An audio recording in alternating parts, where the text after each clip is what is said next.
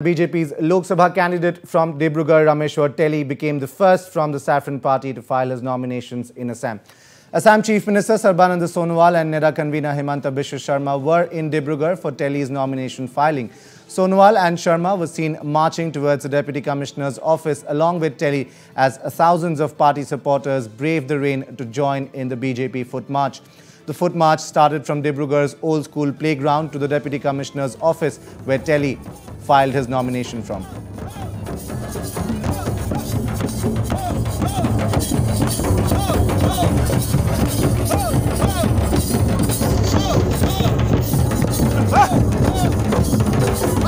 এবার আমার মূল ইস্যু হব ডেভেলপমেন্ট, কারণ আপনারা জানেন যে আমার দিল্লিত যে মোদী ডাঙৰীয়াৰ সৰকাৰ আৰ অসমত সৰ্বানন্দ সোণোৱাল ডাঙৰীয়া যে নেতৃত্বত চলা সৰকাৰে আমি যিখিনি ডেভেলপমেন্টৰ কাম কৰিছো সেই কামক লৈ আমি ৰাইজৰ ওচৰত কাষ চাপিম আৰু ভোট বিচাৰিম। ডাঙৰ কামটো আমি কৰিলো বগীবিল ব্ৰিজ। আপোনালোক জানে যেতিয়া মই সাংসদ হওঁ 22টা খুঁটাৰ ভিতৰত 42টা খুঁটাৰ ভিতৰত 22টা খুঁটা নিৰ্মাণ হৈছিল আৰু 10টা খুঁটা নিৰ্মাণ হোৱা আছিল। তাৰপিছত আমি অহাৰ পিছত 10টা খুঁটা নিৰ্মাণ কৰিলো, তাৰপিছত ব্ৰিজ হ'ল, তাৰপিছত আমাৰ প্ৰধানমন্ত্ৰী ডাঙৰীয়া আহি ফিটা কাটিলে আৰু আজি ব্ৰিজখন হৈছে।